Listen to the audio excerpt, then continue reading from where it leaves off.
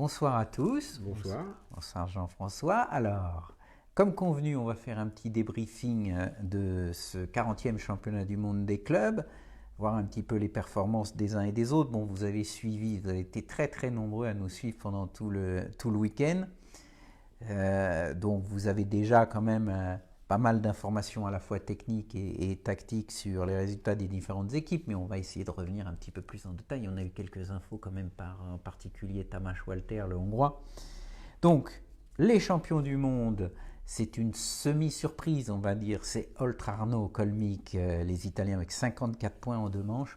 Ça fait pas beaucoup quand même, hein, ça fait 27 par manche. Ils ont fait du 5 de moyenne sur les 5 pêcheurs chaque journée. Oui, ils étaient favoris, ils ont gagné. Ils ont gagné assez facilement finalement, donc devant les Polonais de l'équipe Robinson, puis les Hongrois de Tamás Walter, Walterland.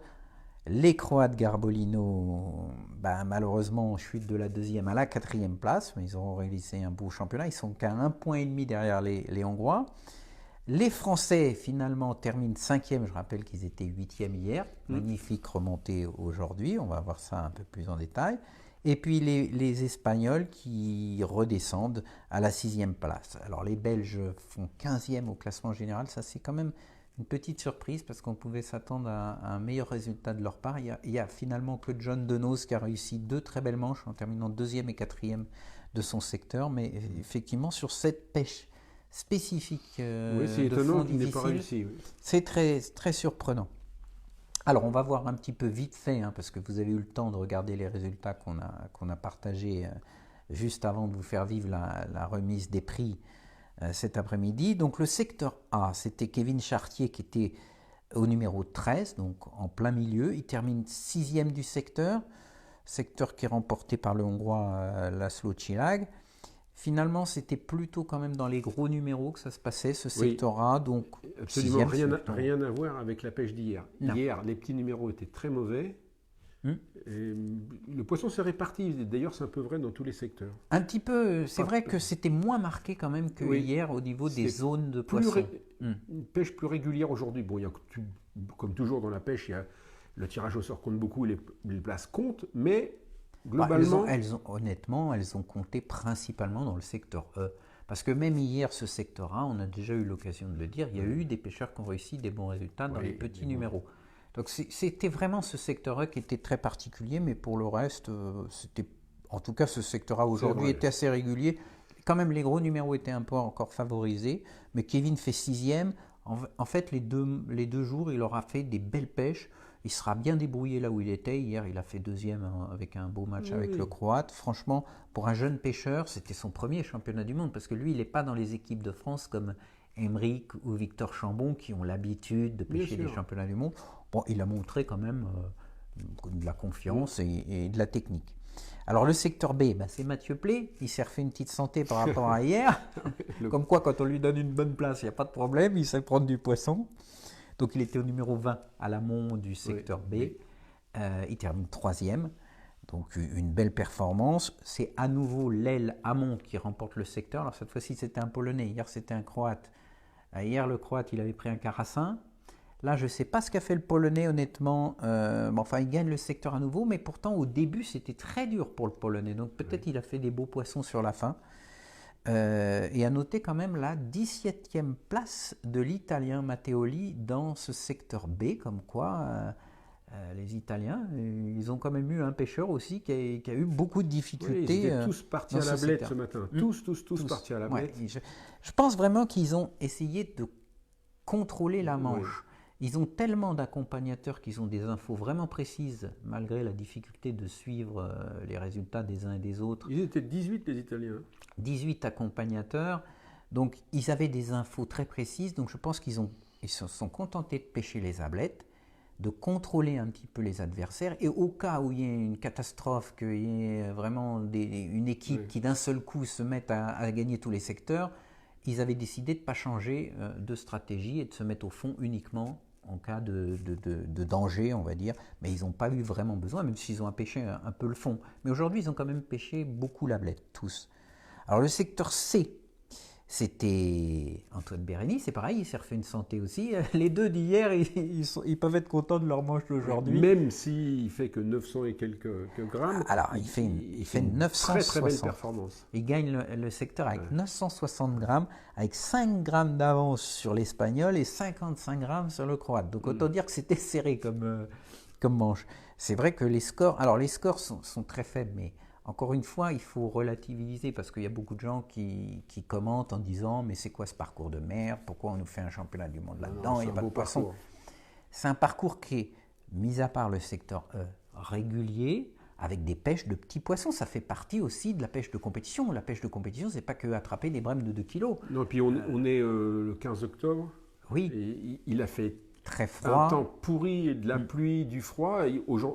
Hier, ça s'est amélioré. Aujourd'hui, il a fait une belle journée. Il faisait chaud, on était en t-shirt. Mais bon, je pense que la météo a plombé un peu le championnat. Je pense. Parce que en 2019, c'était plein de poissons. Il y avait des scores bon, à 6 7 000. Même si on est le 15 octobre, on est en Europe centrale. Hein, là, les chats, ils étaient déjà à bouche cousue, quoi. Ouais. En France, les chats, ils s'arrêtent de mordre quand même un peu plus tard en saison. Là, je pense que le coup de froid, ça les a quand même bien calmés. Alors, le secteur D.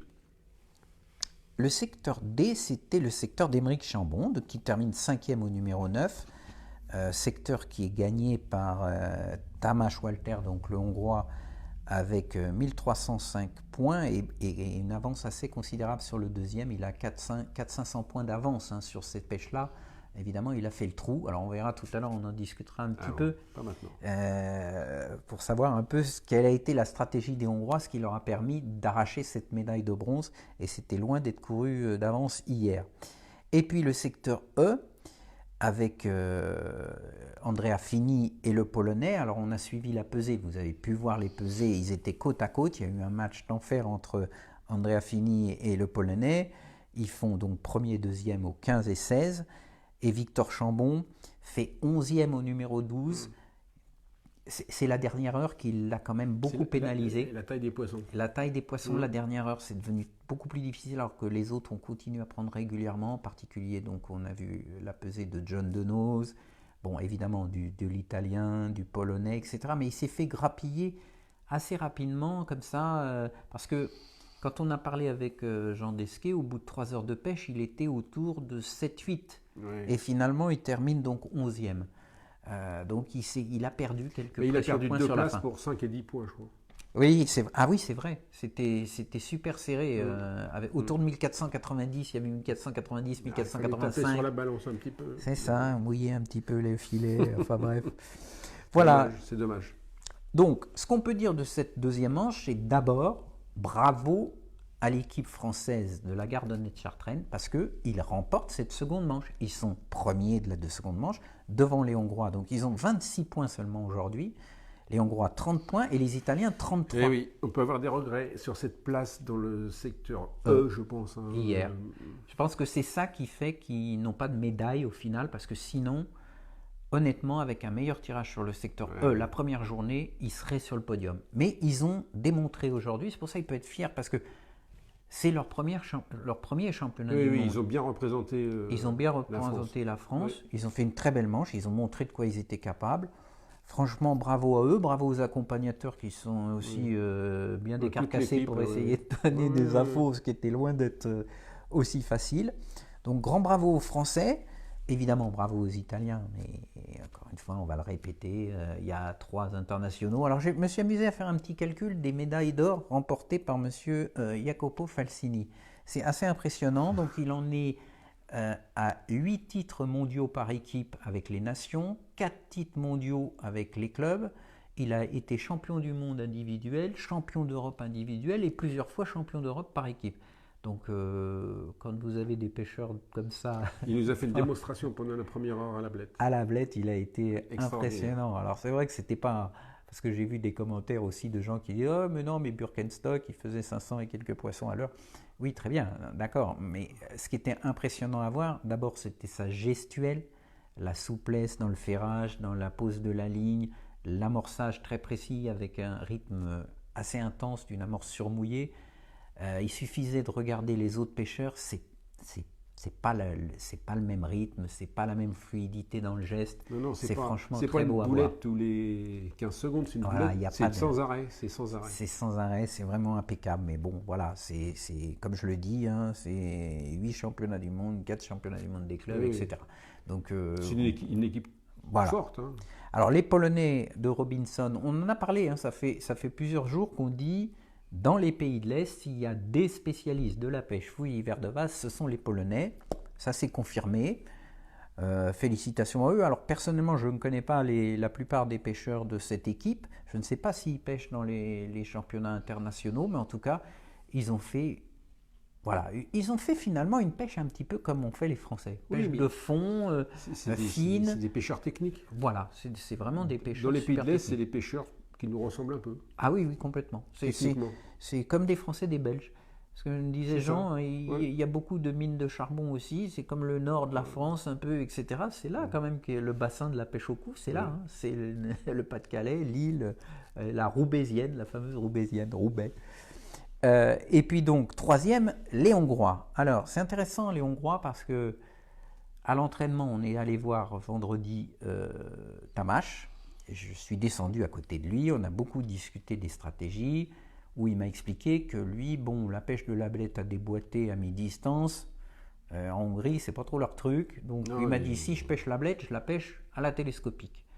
Et il avait noté d'ailleurs qu'il n'y aurait pas de vent ce week-end, donc il se disait, bon an, mal an, même si elles reculent, je pourrais les pêcher toujours à la télescopique. Après, il y avait la pêche de fond à la canne, mais déjà, dès vendredi, il y avait une technique qui te tient à cœur, Jean-François. Oui, c'est pêche anglaise, pêche au moulinet. Pêche au moulinet, au Wagler coulissant. Malgré qu'il n'y ait pas trop de fond. Non, il n'y avait pas tellement plus de fond au large, il devait y avoir quoi, 1m20, 1m50, et il a pêché au coulissant. Alors pas très lourd, hein. J'ai regardé sa ligne, elle était montée en fait avec un seul plomb, une bille percée, on va dire, hein, au lieu d'avoir une masse comme on peut avoir chez les montages anglais avec des gros plombs SSG. Il n'y avait pas de vent non plus. Il n'y avait pas de vent, il avait une bille percée, je dirais, d'autour 3-4 grammes maximum. Donc il devait coulisser avec 3-4 grammes, et ça suffisait largement.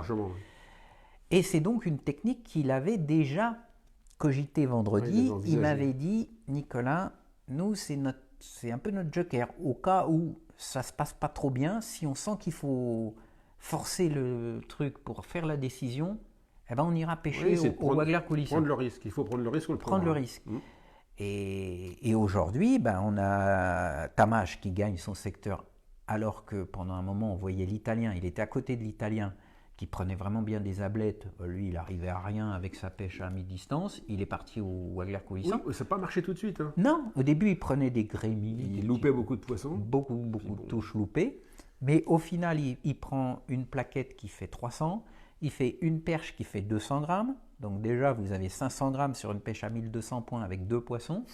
Plus, au total, je crois qu'il a 66 poissons. Après, il me dit, c'est des petits gardons et des grémis principalement. Mais il me dit, Nicolas, surtout, c'est que quand le Wagler touchait l'eau, j'attendais pas plus de 20 secondes avant d'avoir une touche. Donc il y avait beaucoup de touches au large.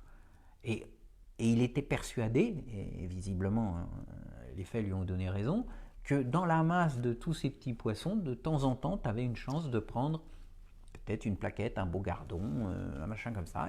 Et finalement, le risque à payer. Et ils ont été très peu à prendre ce risque. Oui, parce qu'il faut rappeler les conditions. C'est du vent, de la pluie, de la gadoue au début de la semaine jusqu'au milieu de la semaine. Et donc, ça n'encourageait pas les gens, les pêcheurs à aller. Peut-être même ça pêchait moins bien. Oui, peut-être ça pêchait moins bien aussi. Voilà. Et là, c'est un stratège quand même, parce que regarder le vent, pour dire il n'y a pas de vent dans les jours qui viennent, on pourra prendre le risque si ça va mal. Et ils l'ont fait. De pêcher à l'anglaise. Alors ils ont pêché au verre de vase, 2 verres de vase. Il m'a dit une pêche pas spécialement ultra sélective dans le montage, mais l'idée c'est de se faire une aile en fait. Il n'y a pas eu de bon pêcheur de nation forte, on va dire, dans le secteur E qui a tenté ça. Ça c'est bien dommage. J'aurais bien voulu voir ça parce que c'était un secteur qui était moins large, avec des herbes de l'autre côté, des ajoncs. Absolument. Il n'y a eu qu'un pêcheur en fait qui a pêché au moulinet, là, au numéro 3. Je ne sais plus de quel pays c'était, mais il pêchait à la bolognaise, bizarrement. Mais il a fait beaucoup d'herbe, il a ramené beaucoup d'herbe. Il a ramené pas mal d'herbe. Spécialiste de l'herbe. Spécialiste de l'herbe. C'est un Ukrainien, attention, il a fait une... Non, l'Ukrainien, il avait l'aile. Mais il a pris une plaquette. Lituanien. Oui, je crois bien, lituanien. Oui. Il a pris une plaquette de 300 grammes. Mais... Donc ça veut dire que déjà, sur cette zone du secteur E, il y avait. Et si ça se trouve, alors c'est facile à dire toujours après, évidemment, mais enfin ça fait partie des analyses de l'expérience qu'on peut acquérir. Je pense que peut-être que finalement, le secteur E, vu la première manche, et le fait qu'il y avait vraiment strictement rien dans la zone où se trouvait Mathieu Plé, si ça se trouve, la solution aurait été de pêcher au Wagler coulissant pendant 1 heure et demie. J'aurais bien voulu le voir. Et... Parce que lui, ce pêcheur-là, il a pêché à la bolognaise, ses boules tombaient plus loin que son flotteur. Ah oui, non, c'était assez compliqué pour lui. Assez impressionnant. Mais bon, il a eu le mérite de tenter. En tout cas, il y a deux Hongrois. Il y a Laszlo et Tamás qui ont sorti les cannes anglaises. Bon, les deux, ils gagnent le secteur. Laszlo, je ne sais pas si il fait entièrement sa pêche à l'anglaise, mais en tout cas, Tamás, il m'a dit oui, j'ai gagné le secteur, c'est grâce à la pêche au Wagler coulissant. Donc voilà, il y avait une carte qu'ils ont sortie au bon moment, on va dire. Ils ont eu, comme tu dis, ils ont eu le nez creux. Je lui ai dit, t'es un petit little fox, Tamás, t'es un petit renard. Plutôt que de mourir. Voilà, c'est l'expérience des grandes épreuves. Et puis, Tamás, c'est un pêcheur. Il est agressif, donc. Il est très agressif. Il vient là pour avoir une médaille. Lui, il ne supporte pas. Comme je l'ai dit à la remise des prix, ça faisait 4 championnats du monde cette année, soit en tant que pêcheur, soit en tant qu'accompagnateur, qui loupait des médailles parce qu'il faisait 2 fois 4e, 2 fois 5e. Il était sur les dents. Donc, avant d'avoir les résultats finaux, là, quand on est allé le voir à sa voiture, il me dit, Nicolas, je le sens mal, je vais encore terminer 4e. Eh ben non, bravo à eux, bravo. Il craignait les Croates. Et il avait raison, il finissait 1,5 point derrière. 1,5 point, ça ne joue à pas grand-chose. Et les Français, 78, ce podium, il est vraiment pas si loin. Alors, battre les Italiens, peut-être pas, mais en tout cas, non, il y a une grosse différence. Jouer la 2e ou 3e place, c'était largement possible. Ah oui. Ah bah il y a 11 points, il y a même pas, oui, il y a 10 points et demi avec la Pologne. La médaille d'argent, oui. Mais enfin, bon, bref, ils n'ont pas de regrets. Enfin, ils ont des regrets, mais ils ont fait ce qu'il fallait et ils ont surtout fait une belle deuxième manche qui a montré qu'ils n'avaient pas tout faux, quoi. Ils ne sont pas arrivés sans rien comprendre. Ils avaient trouvé la pêche. Ouais. Ils ont gagné quand même cette seconde manche. Donc bravo à eux. Et surtout, alors un grand merci à vous tous parce que vous avez été vraiment très très nombreux à participer. Ça fait vraiment plaisir de partager ce type de championnat avec vous, d'interagir, d'avoir des questions. Comme ça, on peut répondre. C'est assez sympa. Et puis, il y en a beaucoup qui nous demandent déjà les résultats du jeu concours pour la canne de 13 mètres à gagner, la canne sans sas d'une valeur de 1 300 €. Alors, vous allez devoir patienter un tout petit peu, il va falloir qu'on rentre à Paris, que je m'occupe d'éplucher tous les résultats, tout ça. Donc je pense demain en fin d'après-midi ou en début de soirée, vous aurez le nom du vainqueur qui avait donc prévu que ce soit l'équipe d'Oltrarno Colmic qui remporte ce championnat du monde et qui aura surtout bu le nez creux au niveau des poids, ce qui n'est pas forcément évident parce que c'est pas très élevé. Je n'ai pas noté d'ailleurs quel était le poids total des Italiens, mais enfin on va vérifier tout ça. Et demain, on vous donnera le nom du gagnant, le regagnant de cette canne sans sas. Voilà, merci à tous. Et puis à très bientôt bonne fin de week-end, bonne soirée. Pour la présentation du prochain numéro d'InfoPêche. Bonne soirée à tous. Au revoir.